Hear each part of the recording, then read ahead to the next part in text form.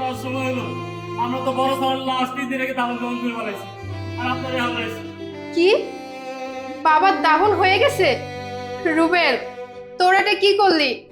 আমাদের জন্য একটু অপেক্ষা করতে পারলি না? আমরা আসার আগে তোরা বাবাকে দাফন করে দিলি। তুই তো জানিস আমরা মিশরে থাকি, ওইখান থেকে আসতে আমাদের সময় লাগে। আবুনি আসেন, আপনার ভিতরে আসেন। চলো।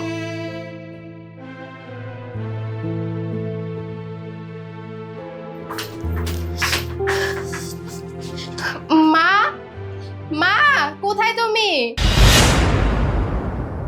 শোনো, ছোট মেয়ে জামাই আসছে। আমি যে মৃত্যুর অভিনয় করতেছি কোনোভাবেই যেন বুঝতে না পারে। আসলে আমি দেখতে চাই যে ওরা কি আমাদের সম্পত্তিকে ভালোবাসে নাকি আমাদেরকে ভালোবাসে। মা, মা। তোমাকে ডাকতেছে, তুমি যাও। আর শোনো, কোনো অবস্থাতে যেন বুঝতে না পারে আমি জীবিত আছি। ঠিক আছে, তুমি যেভাবে বলবে সেভাবেই হবে। যাও।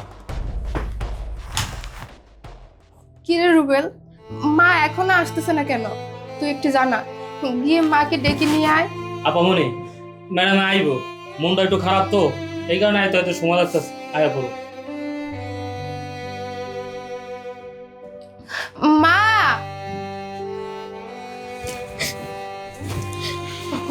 মা, মা, মা, এটা কি হয়ে গেল মা? মারে, সেই তো আসলি, তোর বাবা বাইসে থাকতে আসলি না। মা, কি করব বলো? আমরা তো আর কাছে থাকি না যে বললেই চলে আসবো। মা, তোমরা একটু আমাদের জন্য অপেক্ষা করতে পারলা না? বাবার লাশ দাফন করে দিলা, শেষবারের মতো বাবার মুখটাও দেখতে পারলাম না। আহা বৃষ্টি, দেখো যা হবার তো হয়ে গেছে, তুমি এত কান্নাকাটি করো না।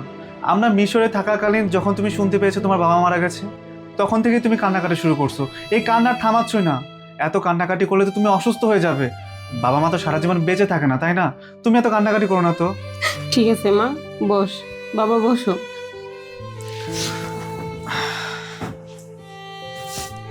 মারে, তোর বাবা তো মারা গেছে, এখন থেকে আমি তোর মা, আমি তোর বাবা।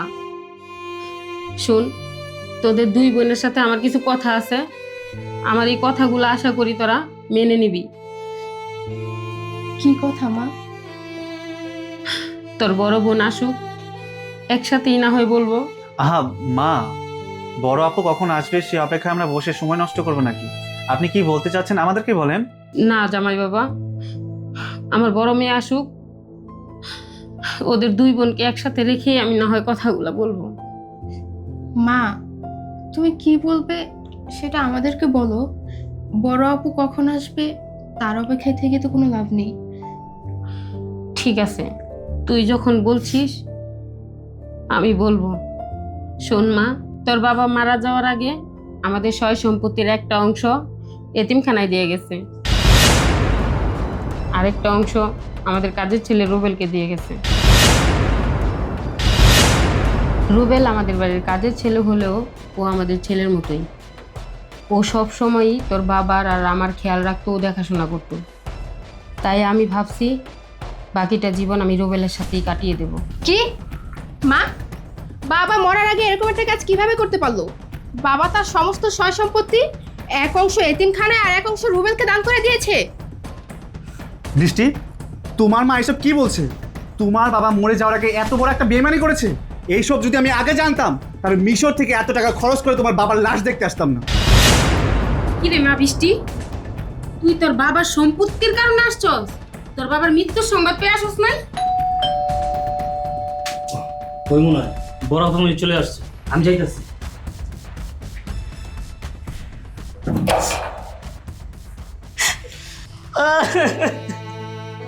আপামনি আপনারা আইছেন, আপনাকে অনেক সময় হইলো।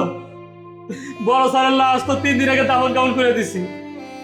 স্যার মরার আগে শুধু আপনারা দেখতে চেয়েছে, খালি কইছে আমার ভাবনার একটু আইনা দে, আমার ভাবনার একটু দেখবো, আর আপনারা হনাইছেন। ওরে রুবেল, বিয়ার পরে দেশ ছেড়ে বাপ মা ছেড়ে দুবাই গিয়ে থাকি তোমার জন্য, শুধুমাত্র তোমার জন্য। আমার বাপে মরার সময় আমার একটু দেখতে পারলো না, আমার বাপের শেষ সময় একটু পাশে থাকতে পারলাম না, তোমার জন্য শুধুমাত্র।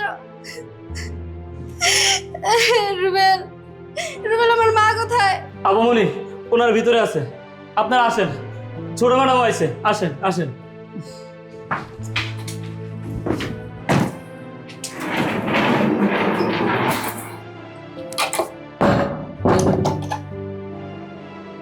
মা মা মা, আমার বাবা মারা যেতে পারে না, আমার বাবা কিছুতেই মারা যেতে পারে না, আমি বিশ্বাস করি না মা। ভাবনা শান্ত হও। জানেন না মা, বাবার মৃত্যুর খবর শোনার পর থেকে আপনার মেয়ে পুরো পাগল হয়ে গেছে, পারে না উড়াল দিয়ে চলে আসে। আপনি তো জানেন আমরা দুবাই থাকি, বিদেশের ব্যাপার, চাইলে তো আর আসা যায় না। অনেক টাকা খরচ করে ইমার্জেন্সি ফ্লাইট দিয়ে তারপর বাংলাদেশে আসছি। আপনারা যে কিসের জন্য আসছেন সেটা আমি খুব ভালো করেই জানি। বাবা মারা গেছে আজকে 3 দিন, আর এখন এসে কান্নাকাটি শুরু করছে। বৃষ্টি, তুই এটা কেমন কথা বললি? আপা খুব তো কান্নাকাটি করতেছেন, বাবা মরে গেছে বলে চোখের পানি ঝরাচ্ছেন। আসল কথা শুনলে চোখের পানি শুকিয়ে যাবে। আসল কথা শুনলে চোখের পানি শুকিয়ে যাবে মানে? কি আসল কথা? কি বলতে চাও তুমি? বুঝতে পারছেন না? ঠিক আছে, আমি বুঝিয়ে বলছি। বাবা মরে যাওয়ার আগে তার সমস্ত সয় সম্পত্তি তাদের 2 মেয়ের নামেও লিখে দেয়নি, এমনকি আমাদের নামেও লিখে দেয়নি, লিখে দিয়েছে এই কাজের ছেলের নামে। শুধু তাই না, বাকি সব সম্পত্তি এতিমখানার নামে লিখে দিয়েছে। এখন বলেন, এরকম বেঈমান লোকের জন্য কি কান্নাকাটি করা উচিত? কি? মা, বৃষ্টি জামাই সব কি বলছে? বাবা নাকি সমস্ত সম্পত্তি এতিমখানার এই চাকরের বাচ্চাটার নামে লিখে দিয়ে গেছে, আমাদের নামে কিছুই দিয়ে যায় নাই। আমি যদি আগে জানতাম তোমার বাবা মরার আগে এরকম একটা কাজ করেছে, তোমাদের নামে এই সয় সম্পত্তি কিছুই লিখে দেয়নি, তাহলে আমি এত টাকা খরচ করে বাংলাদেশে কখনোই আসতাম না। আমি বুঝলাম না, তোরা কি তোদের বাবার মৃত্যুর সংবাদ পেয়ে আসছিস, নাকি সম্পত্তি ভাগাভাগি করার জন্য আসছিস? তোরা কি তোদের বাপকে ভালোবাসিস না, না সম্পত্তিকে ভালোবাসিস? কি হলো আপু, এখন কাঁদছো না কেন? এতক্ষণ তো বাবার জন্য নাকের পানি চোখের পানি এক করে ফেলছিলে, আর যে এসব কথা শুনলে কান্না বন্ধ হয়ে গেল। কাঁদো, বাবার জন্য কাঁদো ইচ্ছে মতো। কি বললি? এমন একজন নিমকহারাম বেঈমান বাবার জন্য কান্না করব? আমি যদি আগে জানতাম যে বাবা মরার আগে এমন একটা কাজ করে গেছে, তাহলে বাবার জন্য যে কয় ফোঁটা চোখের পানি ফেলছি না তাও ফেলতাম না। বাবা মারা গেছে না, কখনো জান্নাত পাবে না, আমাদের হক নষ্ট করে মারা গেছে উনি। আপামনিরা, দুলাভাইরা, আপনাকে কি বলতেছেন? স্যার আপনার কত ভালোবাসতো আপনারা জানেন, আমি জানি। স্যারের সেবা তো আমি করছি। স্যার মরার আগে সবসময় আপনার কথা বলতো, আপনার দেখতেছি তো। আর আপনারা সম্পত্তি লিয়ে পড়েছেন। আপামনিরা, স্যার আপনার করে পড়ালেখা করে মানুষ তো মানুষ করে ভালো জায়গায় বিয়ে দিচ্ছে। আপনার জামাই টাকা পয়সার অভাব নাই, আর আপনারা সম্পত্তি লিয়ে পড়েছেন। ও বুঝতে পারছি, আপনারা স্যারের ভালোবাসেন না, স্যারের টাকা পয়সা ভালোবাসেন, তাই না? তাই চুপ থাক তুই। বাবারে সহজ সরল পাইয়া তার সেবা যত্ন করে সয় সম্পত্তি সবকিছু নিজের নামে লিখে নিস, আবার এখন বড় বড় কথা বলতেছস। আমার তো ইচ্ছা করতেছে এই ছোট লোক ফকিনীর বাচ্চাকে লাথি মেরে বাসা থেকে বের করে দিই। এই তুই কি হয়েছিস? এই সয় সম্পত্তি সবকিছু বাবা তোর নামে লিখে দিয়ে গেছে বলে সবকিছু তুই একা ভোগ করবি? কখনো না, আমরা থাকতে সেটা কখনো সম্ভব না। আমরা ওনার মেয়ের জামাই, এই সম্পত্তির প্রতি আমাদের সবার হক আছে, আর আমরা আমাদের হক আদায় করেই ছাড়বো।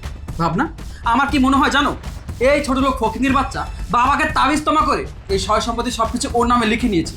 তা না হলে বাবা তোমাদের 2 বোন থাকতে এই ছোট লোক ফকিনীর বাচ্চার নামে কেন এই সম্পত্তি লিখে দিবে? এই তোরা থামবি? আমার তো মনে হয় তোদের বাবা যা করে গিয়েছে একবারে সঠিক কাজটাই করে গেছে, কারণ এই সম্পত্তি পাওয়ার অধিকার তোদের নাই। শোন, আমি ভাবছিলাম তোদের বাবার মৃত্যুর সংবাদ পেয়ে তোরা আসছিস, কিন্তু না, তোরা তো সম্পত্তি ভাগাভাগি করার জন্য আসছিস। মা, তুমি এসব কি বলছো? আমাদের বাবার সম্পত্তির ভাগাভাগি করতে আমরা আসবো না? বাবার সম্পত্তির উপর আমাদের হক আছে। আর তাছাড়া বাবা এই কাজটা মোটেও ঠিক করেনি।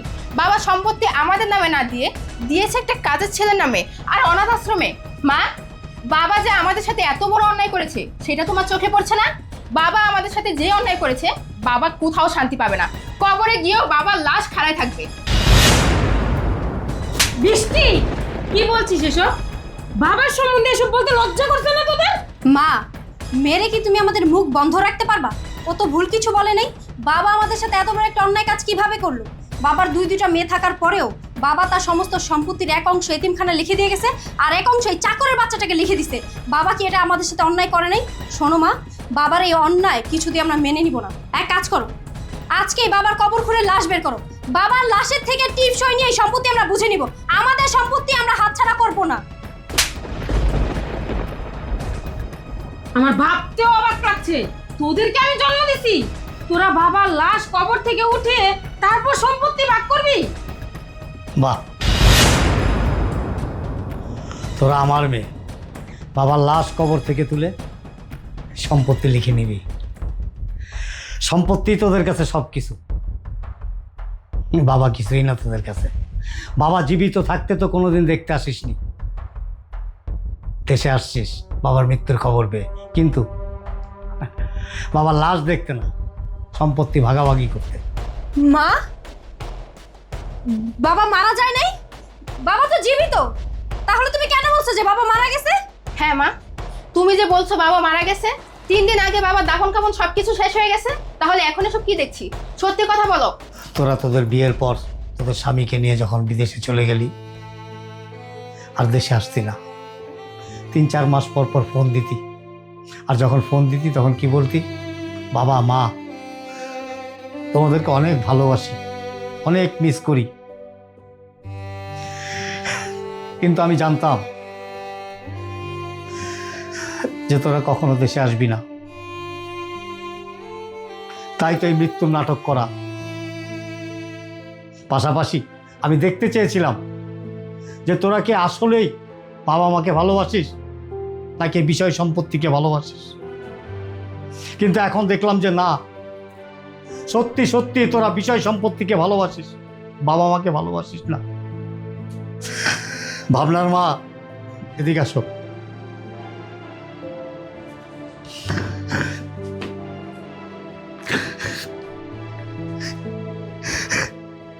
এই সন্তানদের জন্য সারা রাত কেঁদে কেঁদে বুক ভাসাও, প্রতিটা মুহূর্ত যখনই তোমার এই মেয়েদের কথা মনে পড়ে তখনই যন্ত্রণায় ছটফট করতে থাকো। এরা আমার আদরের মেয়ে, তুমি আমি কম ভালোবাসা দিয়েছি, কম আদর দিয়েছি, কম যত্ন করেছি। যেই সন্তানদেরকে এত আদর যত্ন করে মানুষ করেছি,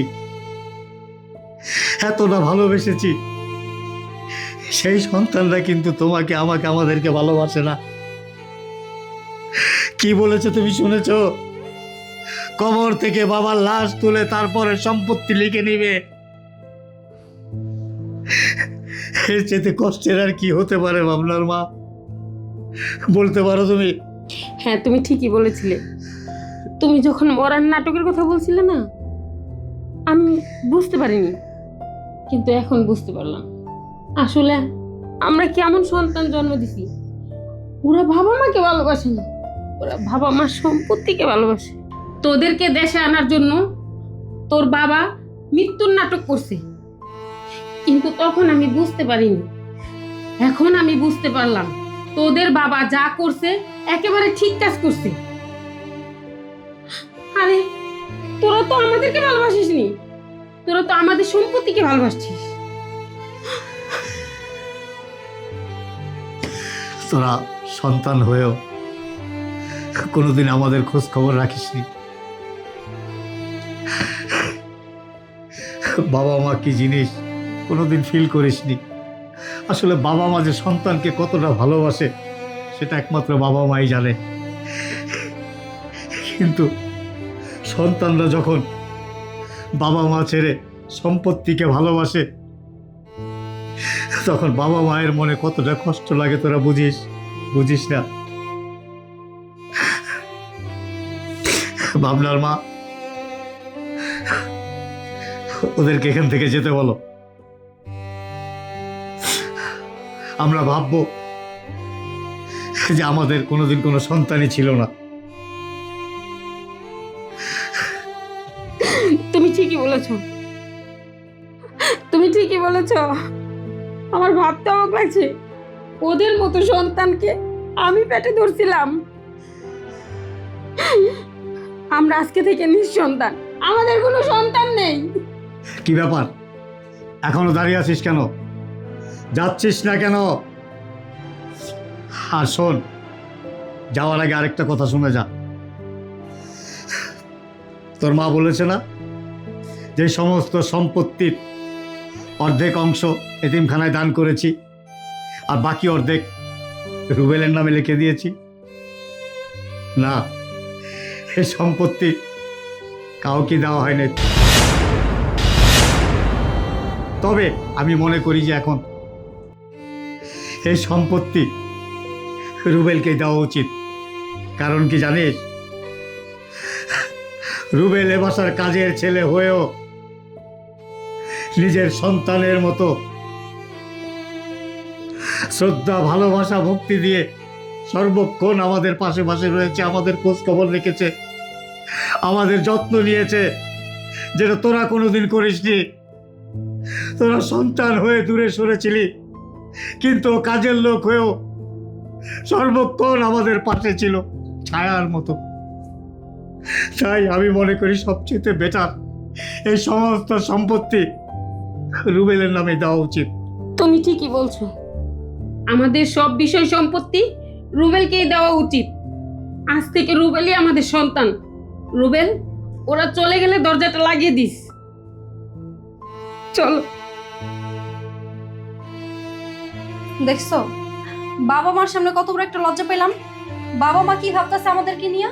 কত বড় অমানুষ আমরা, এত দূর থেকে শুধুমাত্র সম্পত্তির লোভে আসছি, ওনাদেরকে দেখতে আসিনি। কি দরকার ছিল? হ্যাঁ, আপু আর দুলাভাই না হয় লোভী, তোমার তো টাকা পয়সা কোনো কিছুর অভাব নেই, তুমি কেন সম্পত্তির লোভ করতে গেলে? এখন কি হলো?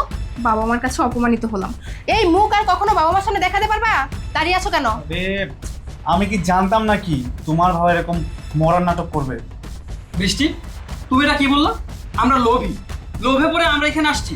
তুমি ভুলে যাবে না, তুমিও কিন্তু লোভ করে তোমার বাবার সম্পত্তির ভাগ নেওয়ার জন্য এখানে আসছো।